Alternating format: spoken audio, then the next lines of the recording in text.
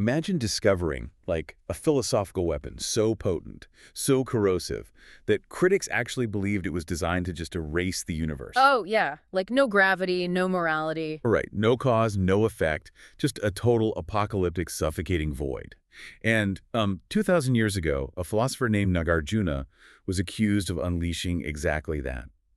Welcome to today's deep dive. It's great to be here. If you are joining us, you already know we're walking into some really dense territory today. But we are unpacking what might be, honestly, the single most misunderstood text in the history of human thought. Yeah, that's not an overstatement at all. Right. We're looking at chapter 24 of Nāgārjuna's Mūlamadhyamakakārikā, or the MMK. It is basically the absolute nexus of Madhyamaka philosophy. I mean, for centuries, Nāgārjuna has been branded by his fiercest critics, and honestly, by plenty of his own misguided followers, as like the ultimate nihilist. The guy who ruins everything. Exactly. A man who looked at the rich, complex tapestry of reality and just declared it to be absolutely nothing at all. But that's not true, is it? Not even a little bit. Today, our objective is to dismantle that misunderstanding entirely. We're going to explore what is known as the harmony of the two truths and walk through this highly precise classical reasoning framework that proves Nāgārjuna wasn't destroying the universe at all. He was actually saving it. Okay, let's unpack this. We need to set the stage first. We have this imaginary opponent in the text, and I think it is a profound mistake to view this opponent as some easily defeated straw man. Oh, absolutely. The opponent is brilliant. Yeah, they are wielding the foundational architecture of Buddhism against Nāgārjuna. They are essentially looking at his doctrine of emptiness, śūnyatā, and saying, look, if you push this doctrine, you are vaporizing the Four Noble Truths. Which is, you know, the core of the whole religion. Right. The opponent says, if everything is empty, phenomena do not arise, and they do not cease. And if there's no arising and ceasing, there is no suffering, no origination of suffering, no cessation, and no path. Yeah, it's a devastating critique if you take it at face value. It really is. The opponent is logically demonstrating that Nāgārjuna's philosophy annihilates the three jewels entirely. The stakes literally couldn't be higher here. The opponent is arguing that if you accept universal emptiness, the entire causal mechanism of karma, the stages of enlightenment, the Sangha, the Dharma, the Buddha himself, it all just collapses into a black hole. Just gone. Poof, gone. The opponent's primary charge is that Nāgārjuna is denying the real existence of products, of ethical distinctions between right and wrong, and, like, the validity of all practical behavior. They basically see emptiness as an acid that dissolves the scaffolding of reality. And I have to say, I'm entirely sympathetic to the opponent here. Really? Yeah. Let's really look at this. If you tell me that every single phenomenon in the universe is empty, my brain immediately maps that to a physical void. Sure, that's how we use the word in English. Exactly. If a room is empty, there's no furniture. If my coffee cup is empty, there is no coffee. So, if Nāgārjuna asserts that the universe is empty, why shouldn't the opponent, and why shouldn't you, the listener, interpret that as a vast, meaningless vacuum? It's a fair question. Right. The opponent isn't being dense. They are applying standard linguistic logic. If things are empty, they are void. How does Nāgārjuna escape the charge that he is simply a nihilist dressed up in mystic robes? Well, the trap you are describing is exactly why Nāgārjuna dedicates so much of the MMK to precision. The opponent is suffering from basically a fundamental translational and conceptual error. Okay, how so? They're conflating emptiness with non-existence. They hear śūnyatā and they immediately think of a vacuum, like your empty coffee cup. Right. But Nāgārjuna is talking about something infinitely more specific. He's talking about the emptiness of svabhāva. Svabhāva. Okay, so inherent existence. Intrinsic nature. Yes, the assumption that a thing exists entirely on its own, independently, under its own power, and permanently. Okay, I see where this is going. The opponent thinks Nāgārjuna is saying the cup does not exist.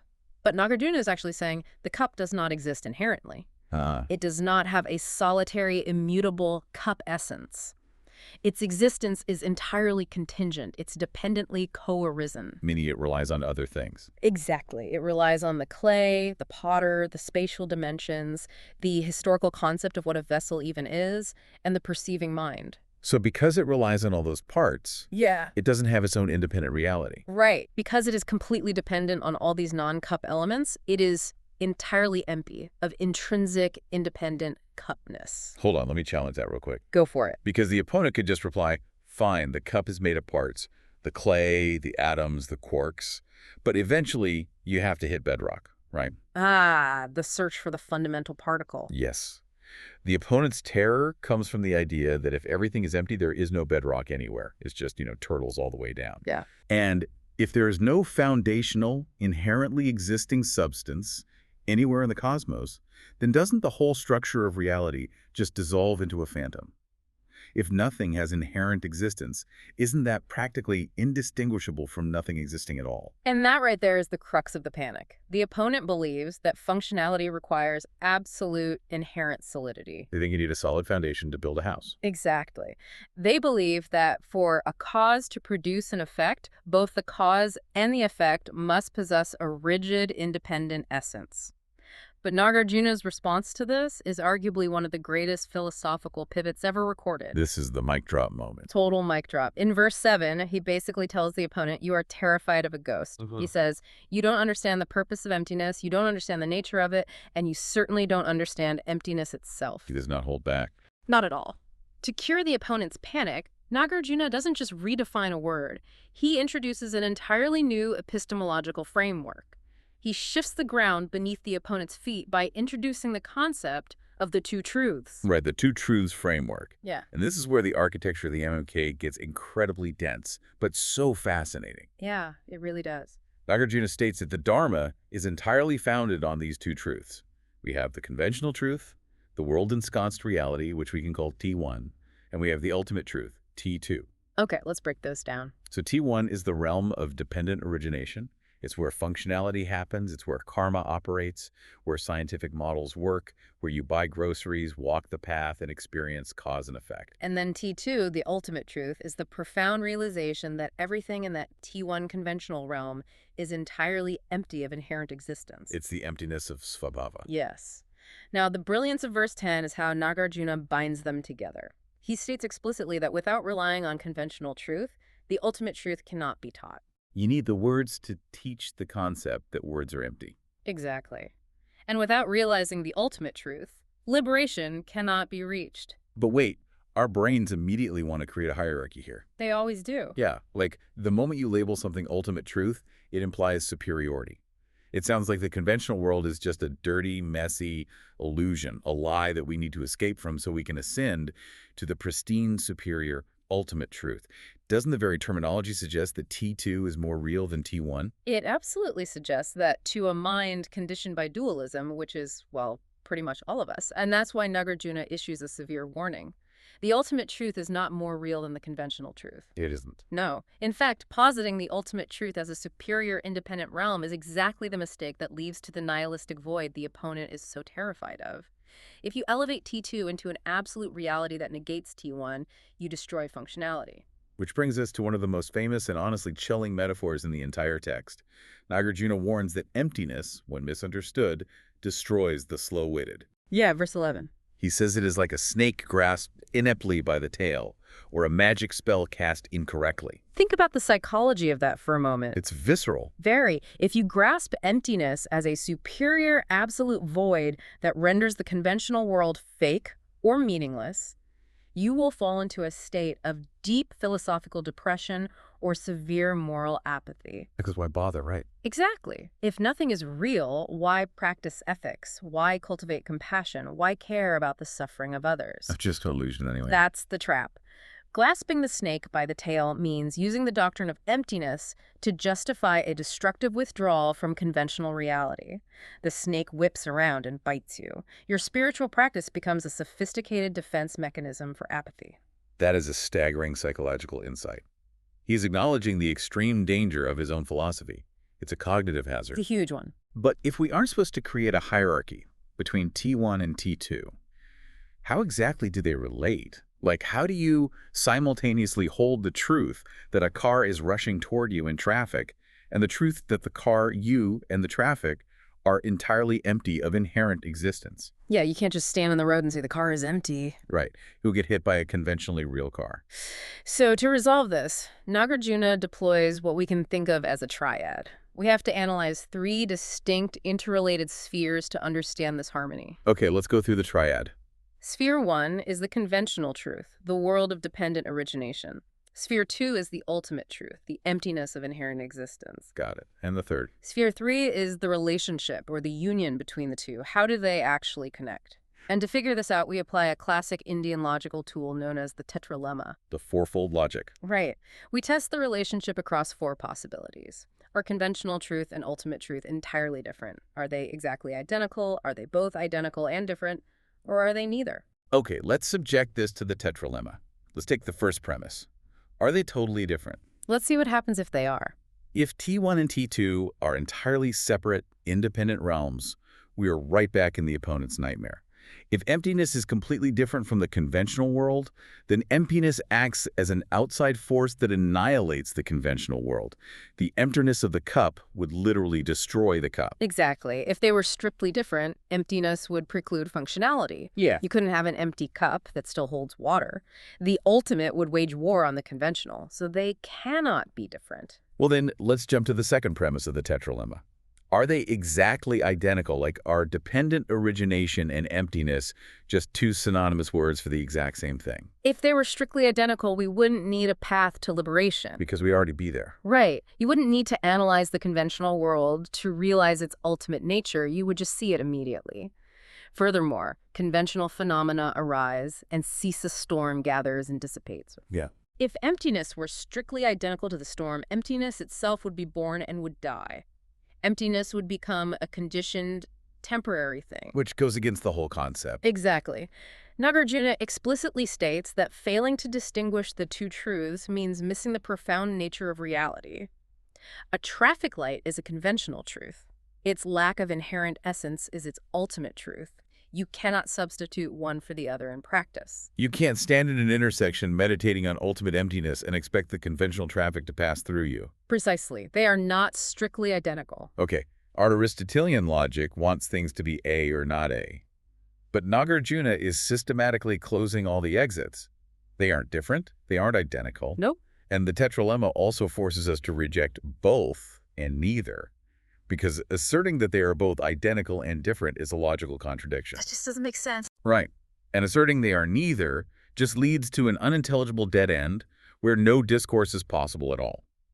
So if we rule out all 4 corners of the tetralemma, different, identical, both, neither, where is the ground? What is the relationship? The collapse of the tetralemma is actually the point. Wait, really? Yeah.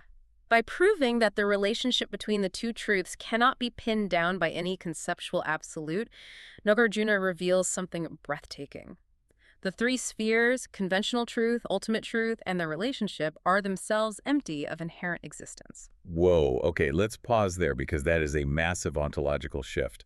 You are saying that the ultimate truth is not the ultimate reality. Emptiness itself is empty. Yes. And this is perhaps the most difficult, counterintuitive leap in the entire Madhyamaka system. We call this the union of the 2 truths about the 2 truths themselves. So, reflexivity. Exactly. If Nāgārjuna had said, everything is empty except emptiness, which is an absolute, solid, unchanging void, he would have simply invented a new form of inherent existence. He would have replaced a universe of solid objects with a universe made of a solid void. Right. He would have turned emptiness into God. Yeah. An absolute, unconditioned foundation. And that's exactly what he's trying to avoid. Yes. Nāgārjuna refuses to let emptiness become a new foundational idol. Emptiness is merely a designation. It is a pedagogical tool. It is a map we use to deconstruct the false reification of the conventional world. But the map is not the territory, and the map itself is completely empty of inherent existence. So the 2 truths are inextricably linked, dependently co-arising maps. They are inseparable. Yeah, and grasping this requires a profound cognitive flexibility. It really does. It reminds me of the phenomenon of a rainbow. Oh, that's a great analogy. Yeah, when you look at a rainbow, you're experiencing a conventional truth. The rainbow has specific dimensions, it has colors, it has a location relative to the observer and the sun. It is highly functional, you can photograph it, you can measure its optical angles. It arises dependently based on moisture and light. Yes, it is a perfect model of dependent origination. But if you attempt to drive to the base of the rainbow, to put a piece of it in a jar, you realize it is entirely empty of physical, inherent, independent mass. It cannot be isolated from the conditions of its arising. The rainbow is there, yet not there. Exactly. Now, the crucial part, and this is what the opponent misses, is that realizing the rainbow is empty, a physical mass does not destroy the rainbow. The sky does not suddenly turn into a blank, nihilistic void just because you realize the rainbow lacks intrinsic substance. The optical phenomenon continues to function beautifully. That analogy perfectly illustrates the generalized implication of Nāgārjuna's reasoning. Reality is like an illusion, an echo, a mirage, a rainbow. It appears, it functions, it has causal efficacy, yet when analyzed, it cannot be found to possess an independent core. Right, and because everything is like an illusion, the true nature of reality is utterly beyond the reach of our dualistic conceptual proliferation. The mind wants to categorize the rainbow as either a solid physical object or completely non-existent. But reality is fluid. It defies the four extremes of that generalized tetralemma. Exactly. It is not this, it is not non-this, it is not both, and it is not neither. We are constantly trying to force a fluid, dynamic cosmos into the rigid jars of our language. But the opponent couldn't handle the fluidity. The opponent looked at the rainbow of reality and said, if it's not made of solid, indestructible, inherently existed building blocks, then it's nothing at all. They demanded svabhāva. They demanded intrinsic essence. And this brings us to the moment where Nāgārjuna completely flips the script. I love this part. Having established his framework, he turns back to the opponent and unleashes a devastating critique. He points out that the opponent is projecting their own fatal flaws onto him. He uses a remarkably vivid analogy. Oh, the horse analogy. Yes, he says the opponent is like a man who has mounted his horse but has completely forgotten the horse he is riding. So the opponent is utilizing dependent origination to formulate an argument, to speak words, to engage in debate. They are relying on the very interconnectedness of reality they are trying to disprove. Precisely. If the opponent actually possessed the inherent, isolated, unconditioned existence they are demanding, they wouldn't even be able to open their mouth to speak. Because speaking requires interaction, breath, sound waves, a listener. Right. Nāgārjuna takes this insight and meticulously dissects the nightmare of inherent existence. He basically says to the opponent, you are terrified of emptiness, but let me show you what the universe would actually look like if you got your wish. Let me show you a universe governed by svabhāva. Okay, let's explore that. What would that universe look like? Well, if things possess their own intrinsic being, they would have to be uncaused and unconditioned. Because if a thing relies on a cause, it is dependent and therefore empty. So if something has inherent existence, it's completely self-contained. It requires nothing outside of itself to exist, which means it cannot be affected by anything outside of itself. It is a completely sealed monad. Precisely. And what are the logical consequences of a universe made of sealed monads? We enter what we can call the freeze-frame universe. The freeze-frame universe, that sounds terrifying. It is. Think about the first noble truth suffering. If suffering possessed inherent existence, it would be an immutable, unchangeable essence. It could never be destroyed. Exactly. You could never achieve cessation. Liberation would be ontologically impossible. You would be permanently trapped in suffering because suffering would be a fixed law of nature. Wow. And what about the practitioner? If you, as a human being, have the inherent essence of an unenlightened person, then striving on a spiritual path is an exercise in futility. Complete futility. You could medicate for 1 billion lifetimes, but if ignorance is your intrinsic nature, it cannot be removed.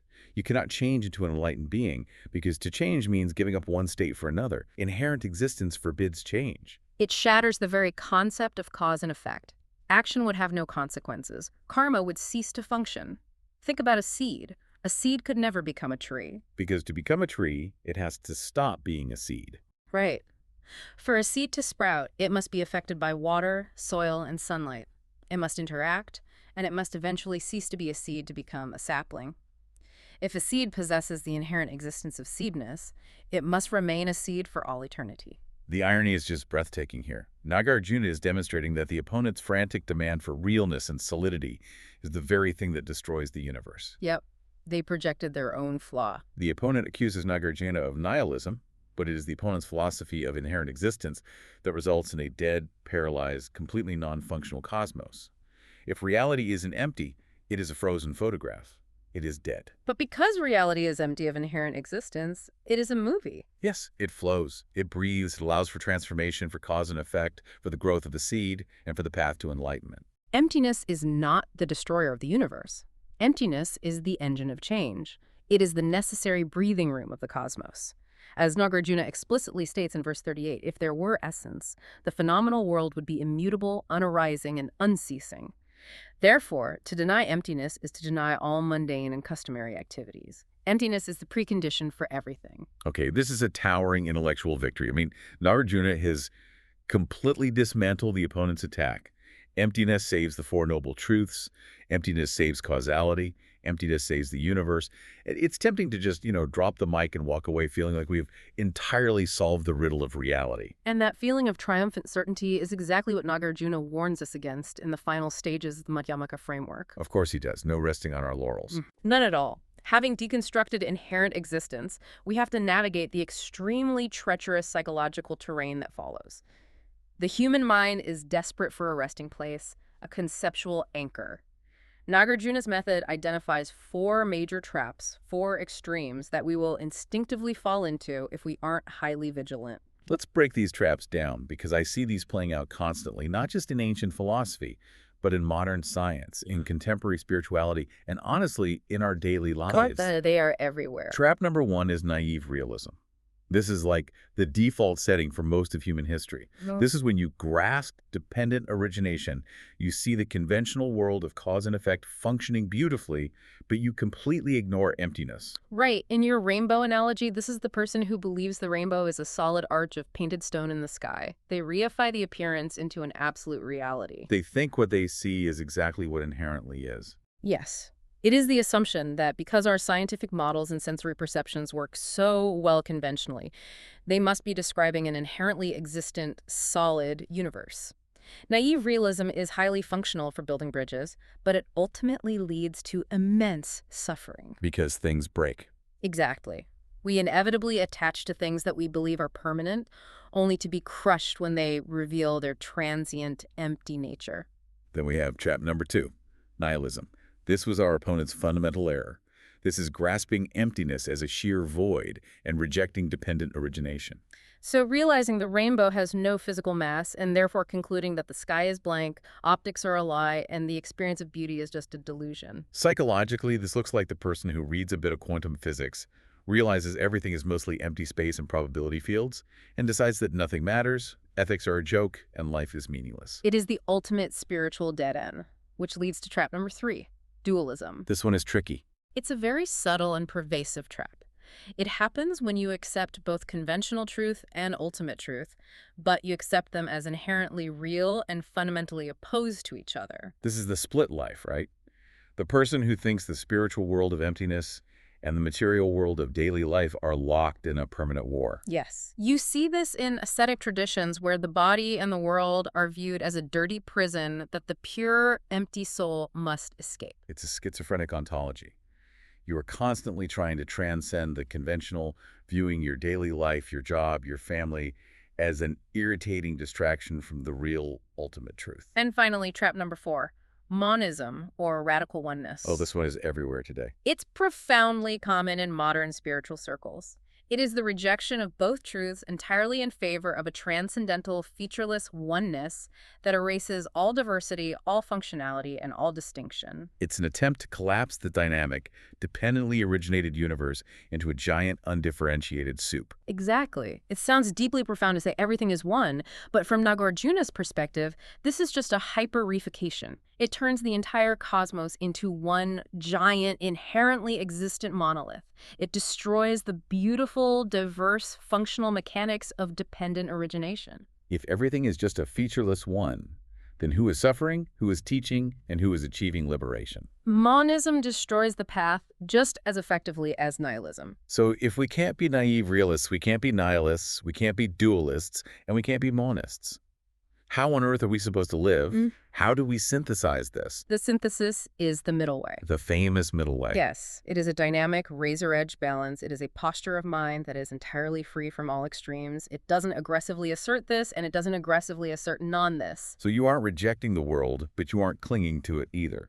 Exactly. You use the conventional truth, you use the models, the words, the identities, and the spiritual paths, but you use them completely without attachment. You wield them as immensely useful tools, constantly remembering they are empty maps, not the ultimate territory. You walk through the intersection when the conventional light is green, but you do not reify the light, the car, or yourself into solid permanent entities. Precisely. And this leads to the ultimate culmination of the framework, what is often called suchness. Suchness, I love that word. It's beautiful. Having traversed this intense analytical path, having exhausted every conceptual extreme, the mind simply stops trying to put reality into a jar. You perceive everything as primordially equal, dynamic, and complete exactly as it is. Not many. Not one, not both, not neither. Right. You simply abide in the dependently originated flow of reality without adding the heavy, suffocating layer of inherent existence to it. It is the ultimate cognitive surrender to the fluidity of the cosmos.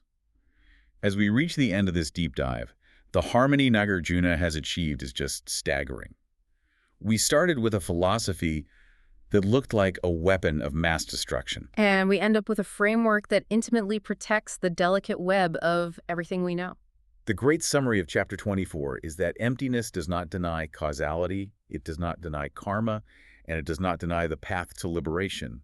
It only refutes their frozen, inherent existence. The defining axiom of this entire exploration is verse 14. When emptiness works, everything works.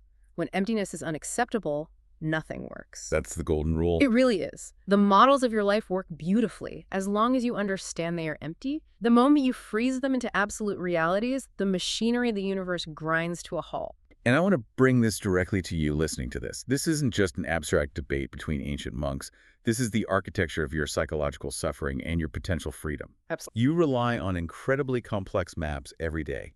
Your career, your relationships, your political affiliations, your deeply held narrative of your own identity. When those things shift or break, our instinct is to panic, just like the opponent. We feel like we are falling into a void because we believe those things possessed inherent existence. We suffer because we demand that dependently arisen phenomena act as if they were permanent and independent. We want the rainbow to be made of stone. Exactly. But what Nāgārjuna is offering you is the realization that the emptiness of your identity is not a threat. It is the only reason you are alive. It is the only reason you can heal from trauma. It is the only reason you can change your mind, learn a new skill, or become a different person tomorrow. The absence of a fixed inherent core is the ultimate freedom. If you were inherently you would be paralyzed forever. Emptiness is the breathing room that allows you to evolve. Which leaves us with a final provocative thought to carry with you. We spend massive amounts of energy trying to solidify who we are, building fortresses around our identities to prove to the world that we are real, permanent, and solid. We all do it.